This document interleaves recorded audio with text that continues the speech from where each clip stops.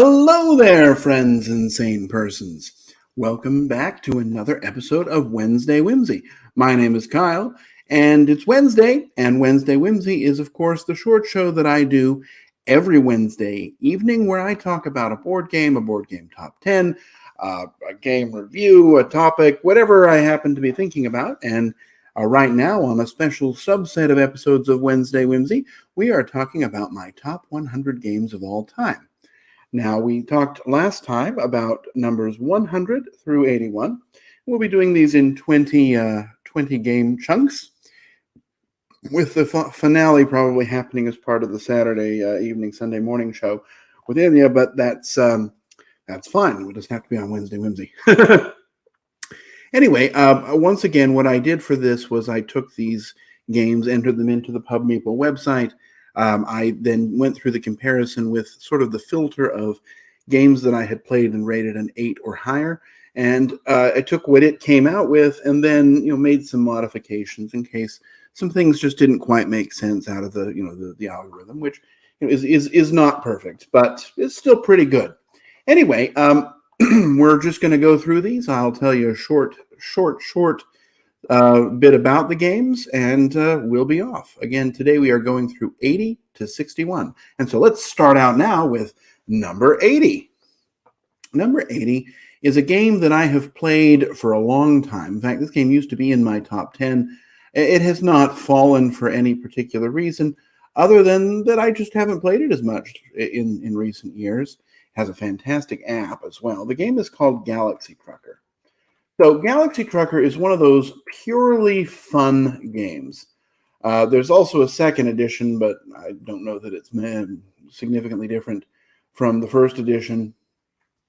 Regardless, the game came out in 2007 from Czech designer Vlada Chvátil, and in it, what you're doing is you are assembling a spaceship. And this spaceship is going to be made up of all these parts. So you have this sort of area in the middle of the play area where you have all these spaceship parts, which are face-down tiles. You're going to say go, everyone's going to flip them over and try and arrange them into your spaceship. You're going to try and connect the right sides to matching sides. You're going to try to make sure you have enough power, enough guns, enough engines, enough crew quarters, enough of whatever you don't have enough of. That's what you're going to need. You also need storage space because you're then going to set off into the far reaches of the galaxy looking for loot and carrying it home. Every round, some sort of a catastrophe or event, I mean, sometimes they're positive, but usually some sort of event is going to happen. You can be pelted by asteroids, you can be set upon by space pirates, and you're going to decide how you're going to react to these. It's sort of a little bit chaotic, but usually what happens is something hits your spaceship right in its weak point and it breaks apart and you essentially lose that round. You normally play 3 rounds and then the game's over. Whoever has the most money from successful deliveries and other bonuses is going to win. It's just silly. This is a game where if you really are going to be invested in what happens to the thing you build, not for you. If you don't have a good sense of humor, not for you. But if you're looking for something that's just really fun, relatively fast, and not too heavy on rules, Galaxy Trucker is the way to go. And that is why it is my number 80. Let's go on now to number 79.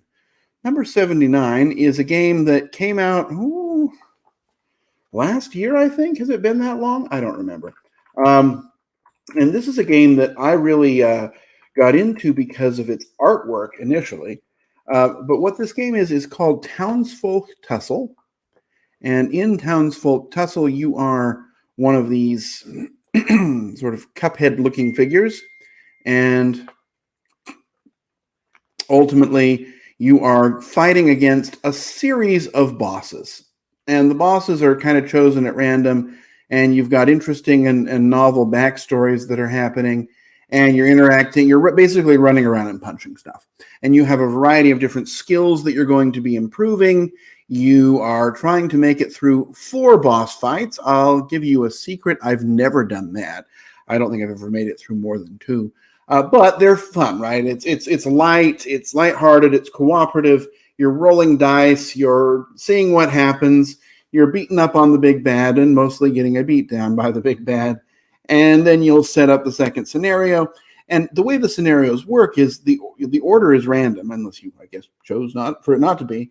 But ultimately, you're completing sort of a quest line for one particular big, for these different quests. You're fighting the monster in each of them, and they're going to have a different sort of story based upon when you're fighting them. And then there's a final act where the one that's the big final boss is going to have special rules and a lot of other interesting things. There's a milkman that's a frog that squirts you with milk.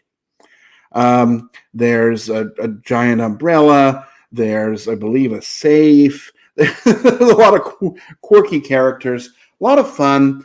I don't know that it's the cleanest rules set, but it's a fun game, and it looks great too. I love the artwork. I love Norman Fishboy is sad and lonely, I think, because he smells bad. Things like that. Interesting humor, and just a lot of fun, and not that hard to get up and play. Anyway, that's my number 79, Townsfolk Tussle. My number 78 is a relatively new game, and this is Expeditions. Now, I will say that the name Expeditions is not the most evocative. With Expeditions, it's the sequel to Scythe. And in fact, it's often, I guess, referred to as Expeditions or Scythe Expeditions, or I don't know, right? I'm not the expert on these things, but it's even on the box, I believe it says a sequel to Scythe somewhere. There you go. You can see kind of at the bottom. It's the same artwork as Scythe, but a very different game. In this game, it's kind of an efficiency puzzle more than anything else. You are moving around a board. You're trying to collect these cards and fulfill certain objectives so that you can end the game and ultimately win. You have a large robot that's your avatar on the board with a special ability. And it's kind of a hand management game. Honestly, it doesn't really feel like Scythe at all. I did do a Wednesday Whimsy about it, but it's a great game, and it's a fantastic solo experience as well.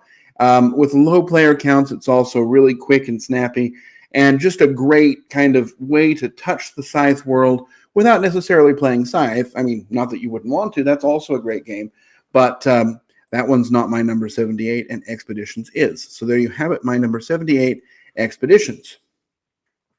The next game on my list is actually kind of a family of games. I'm not going to cheat this time and say the whole family. I'm going to pick my favorite one from the list, and that the family is, of course, Pandemic. And the game that I like best from the Pandemic series is the Netherlands one, Rising Tide. So in any of the Pandemics, you're fighting against some sort of a predictable puzzle where things are going to come out and get bad, and you have to figure out how to solve them.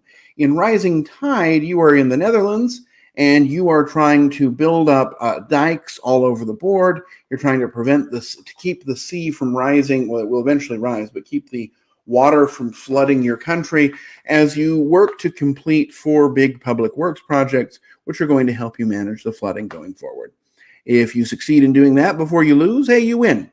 It shares a lot of DNA with regular Pandemic. It's just a different sort of spin on the puzzle, and one that I found to be incredibly interesting as you're really trying to build something up that the game is taking down rather than solve or keep areas clean like you are in base Pandemic. Regardless, any of the Pandemic games are going to be interesting, and they work great solo as well. That's always a plus. But my favorite of them all is Rising Tide. That's of the non-legacy ones. Actually, Legacy Seasons Hero is my favorite, but it's technically not a replayable game, so there you have it. Anyway, the next one on my list is a game that everybody knows. Well, I guess not everybody knows, but it is well known for one of its components. So it has great artwork, but it's mostly well known for a large and obnoxious tree that holds all the cards and sits in the middle of the table and blocks the view of players from behind it or to its side. That is Everdell. Now, that may have sounded a little critical. Here's a picture of the tree. You can kind of see that. It's okay if you're sitting in front. Also, Everdell has extremely tiny font size. I really kind of wish they would come out with a vision-friendly version. Regardless, this is a worker placement game that has nothing to do with Tapestry, but I always end up playing it right after I play Tapestry for some reason. But what you're doing on your turn is you are placing a worker and doing an action, or you're playing a card of some sort. And playing cards doesn't cost your workers. When you run out of workers and don't have any resources to play cards, you're going to have to take a reset action, which really doesn't do anything except get you your workers back and get you maybe some bonuses. But once you've taken your fourth one of those, the game's over for you, and then you're just going to watch other people play. But usually they're not that far behind. Ultimately, it's very much an efficiency puzzle as you're trying to sort of use these limited worker actions that you have as efficiently as possible, while also making great use of your ability to play cards. You're limited in a lot of things. You can't have more than 8 cards in your hand. You can't have more than 15 cards in play normally. But you can work within those restrictions, and that part of the puzzle is really quite fun. There's a bunch of expansions for this. There's one where it's these journeys through this bottom area, through this mountain, and it's in each different season of the game is going to have a special penalty that's in place. But you overcome that penalty, you get some sort of a great bonus, including these large meeples that you can kind of put out and do super special actions. There's an expansion with pearls and underwater, and you've got only one worker that can go there. There's a more stuff expansion. There's one with a train, and there's a fantastic game that's just solo. So there's a base solo game, but there's also this spider, I forget what it's called, but Mistweave, I guess, is the name of the expansion. That's an interesting solo mode where you have kind of an interesting and challenging solo opponent you're playing against. The game has an enormous box. They promised a box that would fit all the expansions. They delivered, but it's huge. Anyway, Everdell's a great game. I don't know why I still have it showing Expeditions when the answer is Everdell, my number 76. Whoops.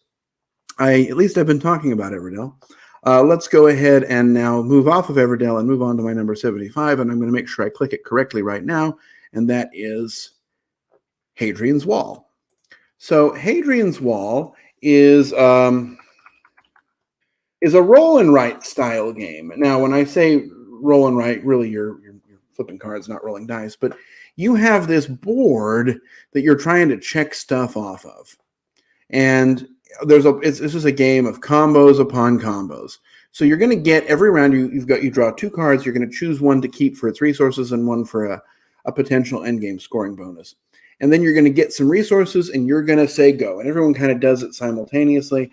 But you'll turn in a black worker to cross something off this track, which gets you a shield, which gets you a blue worker, which gets you a purple worker, which gets you 2 spots on this track.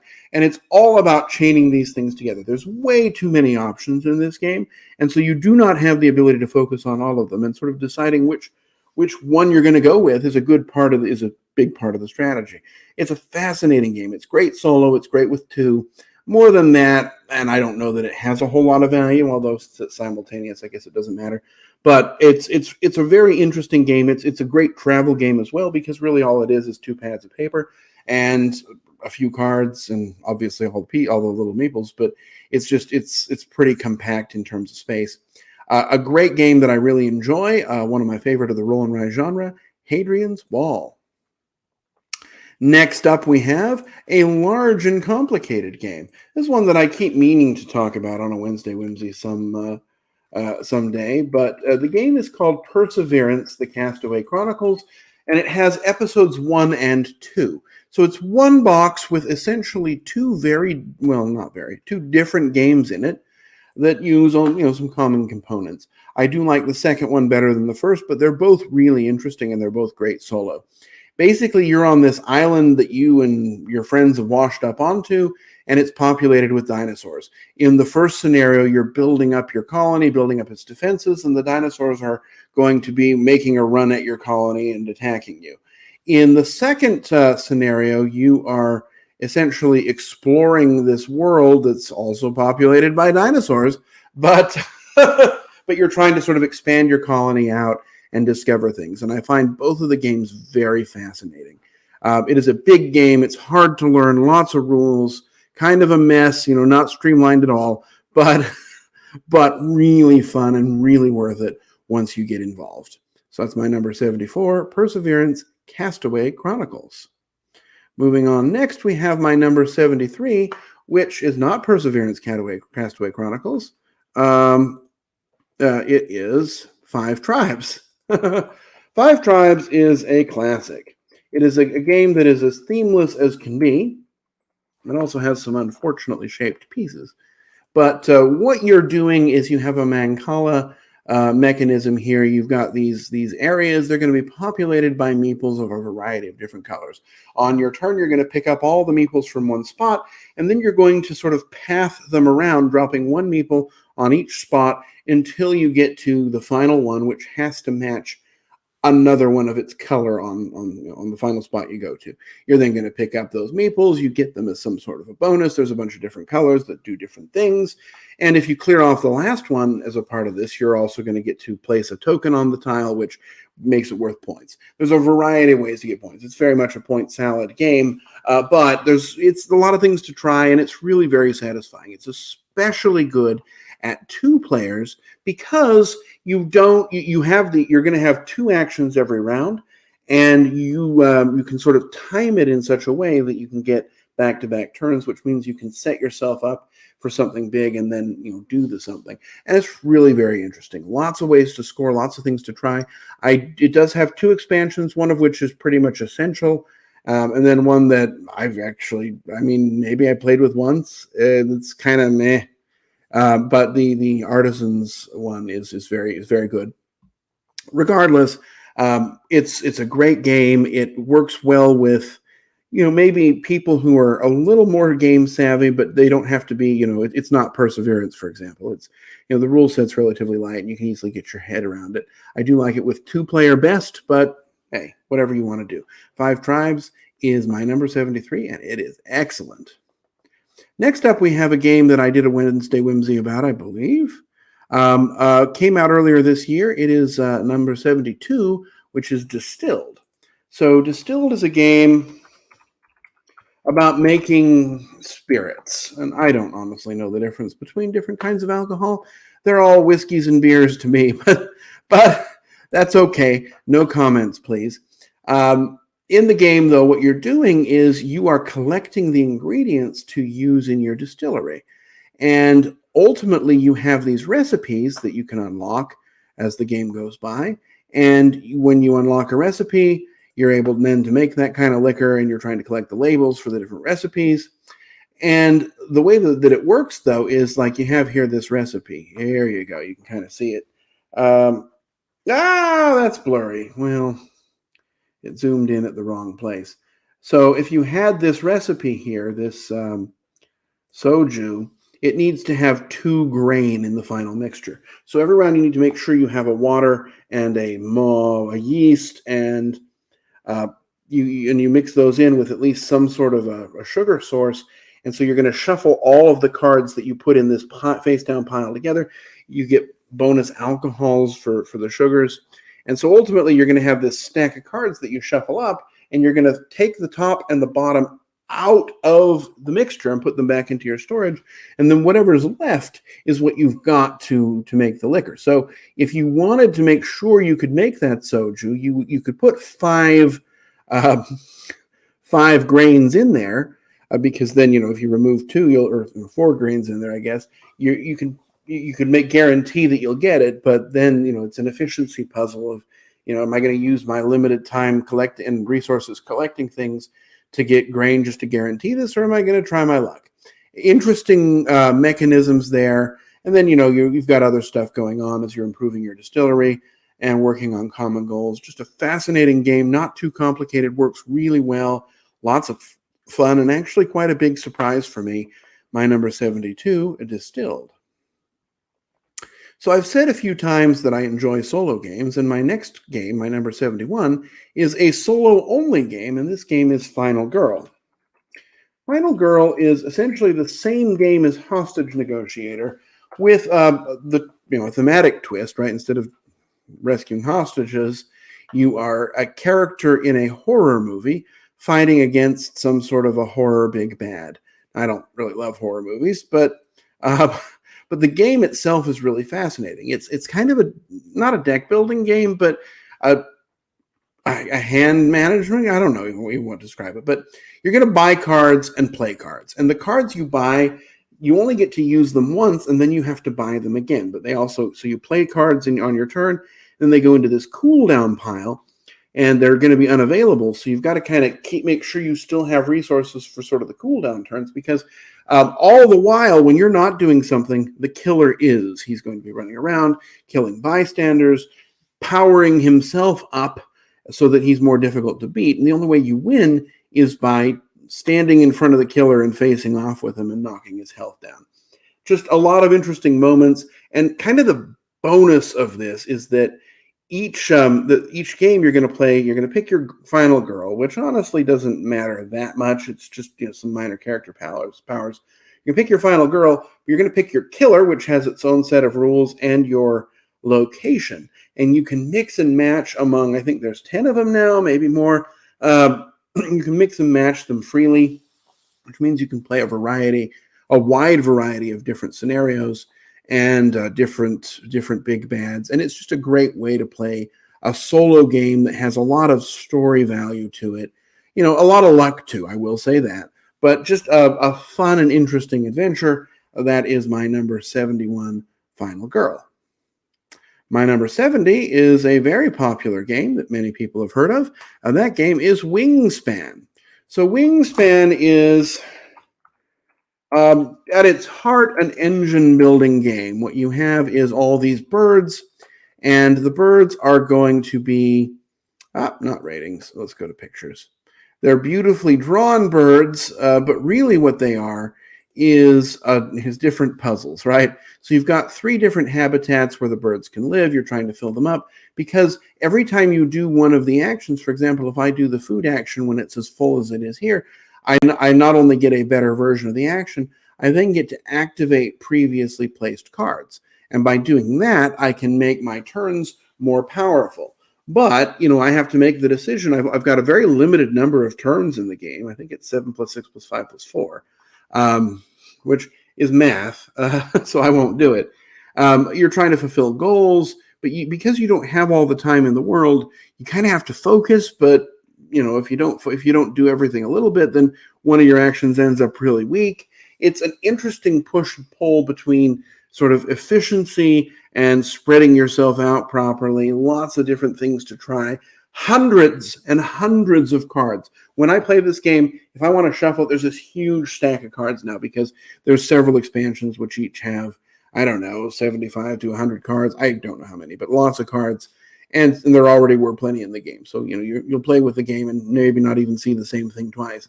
You will, but it's just a fascinating game. It works really well. I remember the year it came out, I was playing it nonstop on the cruise. And I've played it a lot since then. It's one that just, sometimes I'm just in the mood for something simple yet challenging for my brain with lots of choices. And that's when I turn to Wingspan. Next up, we have a game that started my love of Soulsborne video games, and that is Bloodborne, the board game. Bloodborne, I've talked about it before, but in this game, basically what you're doing is playing through scenarios from the video game. Now, they're not directly ported. You're just sort of a nameless character. It's cooperative, which Bloodborne very much is not. It's just you against the world. But you're trying to kill monsters and accomplish certain goals, and you don't know at the start of the game how you're going to win it. You just know what your goals are, and depending on how well you do them and the choices you make, it will sort of branch you off into different story paths. At its core, it's a really interesting mechanism that's very deterministic combat. The monsters you're fighting will be flipping over a card randomly, but they only have a very small deck, and you can quickly learn what's in it. And on your turn, you're playing a card to sort of decide what you're doing, and then the cards are going to fill up on this board. Eventually, you'll clear them off and come back. It's just a very interesting story, interesting game mechanisms. And I find it, it's a little too huge of a game to store, but it got me into the video game, and there's always going to be that love for it. But even if it didn't have, even before I'd ever played the video game, that's not true. I played the video game before I played the game. I had only gotten it from the Kickstarter. Anyway, even if you've not played the game, it can be a fascinating experience as you're figuring out this ever-changing puzzle of damage and death and also accomplishing goals. That's my number 69, Bloodborne. My number 68 is a game that came out last year, and one that at the Dice Tower Retreat, I just ended up teaching all the time because it is kind of a hard game to learn, but a really fascinating puzzle and something that just tickles my brain in the right way. And that is number 68, Woodcraft. So Woodcraft is by acclaimed designer Vladimir Sushi, one of my favorite designers, probably my very favorite. You know, if you watched my list recently. You're some kind of a forest elf, and you are making boxes and chairs and board game pieces and loots. Really what you're doing is dice manipulating. So you have this workshop, and every turn you're going to choose an action, and that's going to move the action farther down this wheel, which will ultimately make actions that have been left behind more valuable. And then you have a very limited number of turns in the game, so you're trying your best to make the most of them.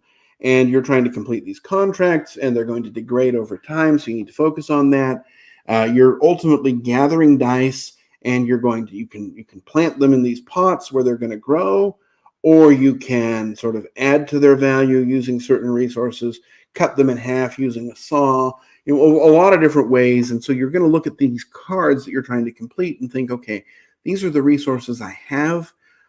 This is how I'm going to get there. And that pathing that out and sort of these are the possibilities, that's just such a fascinating experience for me. I really like Woodcraft. Not a perfect game by any means. It has one of my least favorite ways to keep track of rounds, which is remember every turn to move this token down. But other than that, it's just a really good game. It's one that you might want to learn from someone else because it is kind of a rough game to learn from the rule book. But once you get your head around it, it can be really quite a rewarding treat. That is my 68, Woodcraft. My number 67 is a game that I played a lot recently, actually, and that is The Lost Ruins of Arnak. So Lost Ruins of Arnak, often compared with Dune Imperium because they came out very much at the same time, and both have kind of similar mechanisms.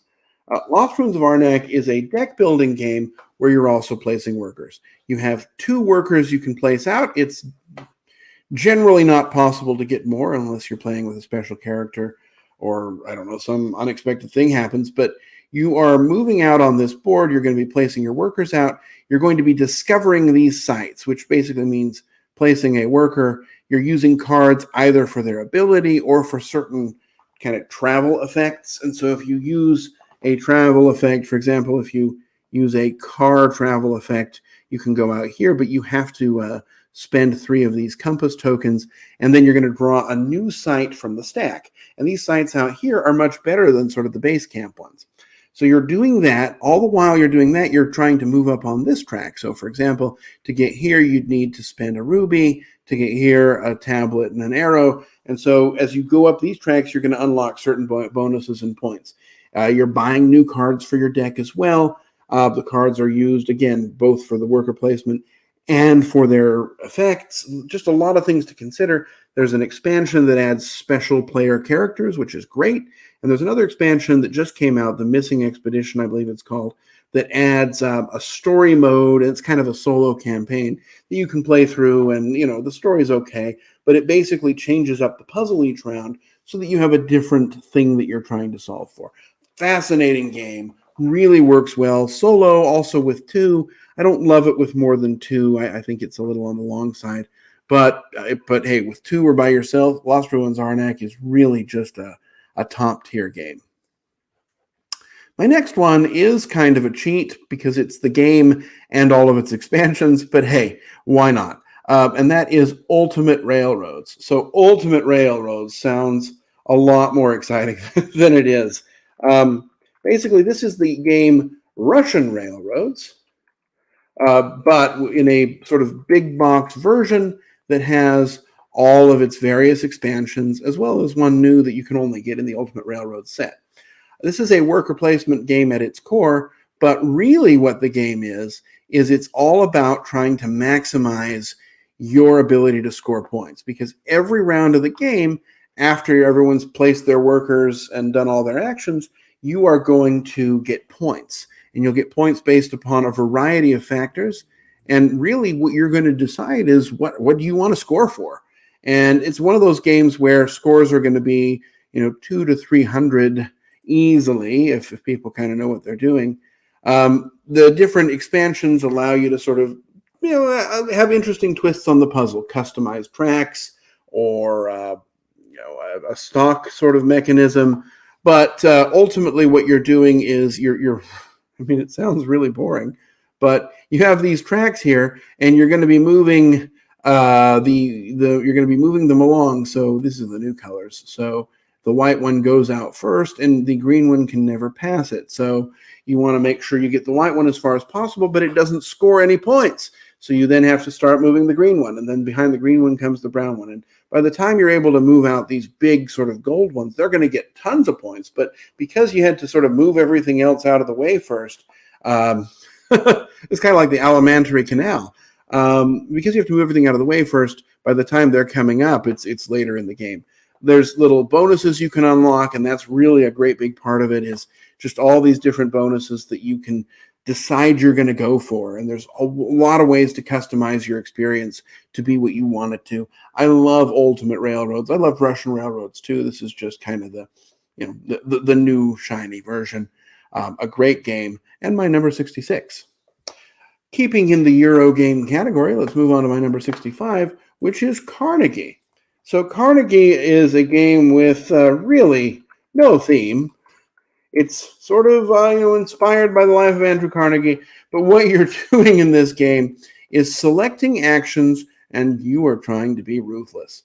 Because when you select actions, normally it's going to score income, but you only score income if you have workers that are out in that in the region that is scoring. And so you're trying to set it up. You're trying to build this little factory thing here, so that that's the resource selection. So that when you do select an action, you're able to perform a whole lot, because whatever action you select, it's going to trigger certain rooms. And you want to make sure you're able to sort of maximize those actions. You're also looking at your opponents to make sure that they are not able to exercise something. And so you might think, okay, I'll take a less efficient action for me now, because I know my opponents will have to waste one of their 20 turns of the game, because there's very limited turns and time to do things in the game. But a whole lot of things to consider, lots of ways to score, lots to keep track of. Not a light game by any means, but really a very satisfying and rewarding one. Number 65, Carnegie. My number 64 is not a Euro game by any means. It is Massive Darkness 2. Massive Darkness 2 is a huge dungeon crawl. It is arguably the best dungeon crawl that there is out there. You are a team of heroes, and you are going into this dungeon. You are fighting off monsters. You're doing it by rolling dice. Every time you kill a monster, it's going to give you some sort of bonus. Well, most of the time, it'll give you the weapon it's carrying. There's a whole lot of treasure. You'll end up with a huge stack of treasure that you can't even use. There are ways, though, to turn it into something better. There's a variety of different characters in this, a lot of different missions. There's a mediocre campaign. It's best as a one-off game, but it's just a really fascinating, enjoyable dungeon crawling experience.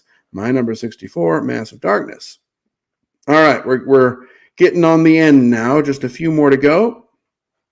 My number 63 is a cooperative game, and one of the best cooperative games out there. This is Paleo. So in Paleo is just a game that doesn't really feel like anything else. In Paleo, what you're doing is you and your other players are tribes of cavemen, and you are trying to survive, basically. You're trying to get 5 points, and the points are these paintings, so you're trying to complete the painting.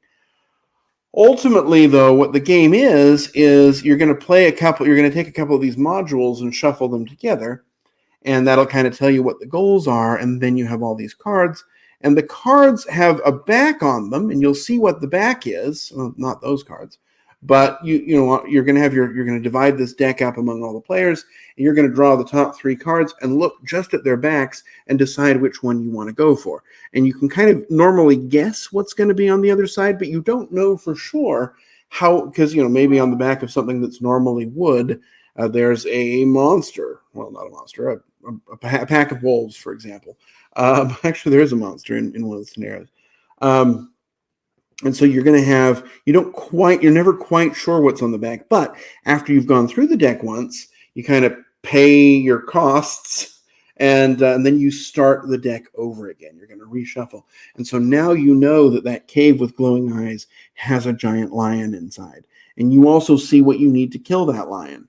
And so you're making better decisions. You're learning about the game as you're playing it. And it's really just a fascinating experience. It's good solo. It's great with 2. It's okay with 3, and 4 really shouldn't even be on the box. But it's just one of the best cooperative games out there because you really have to work together. There's limited time and limited resources, and everyone's kind of doing their own thing, but many of the cards allow you to help someone else instead of doing your main action, and there are times when that can be critical. Just a fascinating game. There's a great expansion for it too, but even without that, it's still my number 63, Paleo. All right, 2 left, and the first one I have for you is a game that doesn't have any theme at all. I've tried really hard to find one in this game. This is by one of my other favorite game designers, Alexander Pfister, and it is Boone Lake. So in Boone Lake, you have this boat, and you're sailing down a river and collecting boons. Really what you're doing is an interesting action selection mechanism. You've got this, let's see if I can see it here.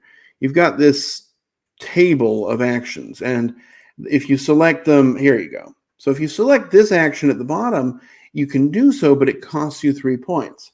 And every round, the action that gets taken is going to be pulled out of this row, out of this column, and put down on the bottom, and all the rest are going to go up. So the actions are gradually going to increase in strength and value over time. But you might not want to you might not want to wait, right? It might be worth it to take it at a lower value. Also, when you take an action, it allows you to play a card of that action's color, and playing cards is how you kind of build your engine. They're worth a lot of points, and you're also trying to put put workers out on this board and eventually upgrade them to unlock different scoring opportunities, and you're managing resources, and there's a lot of stuff, and you're like pulling random pots out of the lake. Look, it's not exactly a thematic game at all, but it's really interesting, very satisfying. I play this one. This is one that I'm just always in the mood for. I really enjoy Boone Lake, and I'm excited for its expansion to come out here in, it should have been at Essen just a couple weeks ago, so hopefully I'll be able to get a copy pretty soon. All right. The last one for tonight is one of my most played games of all time. This game is, especially for how long and complicated it is, this game is just one I can't get enough of. It probably is my favorite sort of pure civilization game. It is Through the Ages. Now, I'm going to say a new story of civilization, though honestly, the two are not that different. There's a couple of small rules that you wouldn't notice unless you played the game, both of them a ton. The advantage of New Story is that it has cubes instead of little discs to fall all over the floor. It's at its core a card game. I guess we started with Vlaada Chvátil, and we are ending with him because he's also the designer of this. But you're going to be placing things out, these tokens and discs out on this board. For example, here's an example here. So this is going to be filled up with yellow cubes. When you move the yellow cubes over, it's going to increase the cost to produce new ones, and it's going to increase the amount of food you have to produce in order to keep people happy. When you produce blue things, no real cost, but the blue things are your resources. So let's say I move a disc up here to this bronze refinery, or this bronze smelter here. Each cube I have here is going to produce every round a blue cube, which is going to be worth 1 resource. I can then later on, though, because I'm limited in the number of cubes I have, and if I have too many out, then my people become corrupt, and I have to waste some resources to corruption. So I'm eventually going to get a card that might say iron. Oops, that's too close in. And iron means that every resource on there is worth 2. So eventually I'm going to move all these tokens up here to be iron, and those are going to, each disk that's there, each cube that's there, each blue cube is going to be worth 2 resources. And it's kind of the same thing all throughout. It's just this interesting mechanism. Things interlock very well, and you're going to take your civilization from early days to late days. It is very abstract, but in its abstraction, it is just fantastic. It's one of the best civilization experiences. It is a long game. I mean, this is a sumo wrestler in terms of weight, but if you can get into it and play it, especially at 2, ooh, is it good. Also a fantastic app for it. Anyway, guys, that's my top 100, at least the next 20 of my top 100. Next week, I'll be back to talk about my numbers 60 through 41. Hopefully, I'll be able to keep it short, although it looks like I'm failing to do that. So but I'm talking about 20 games each time, so I guess that's my excuse. Anyway, I thank you for joining me. I'll wish you safe travels and courage when you need it. And I will hopefully see you back next week for another episode of the Top 100 on Wednesday Whimsy. Bye-bye.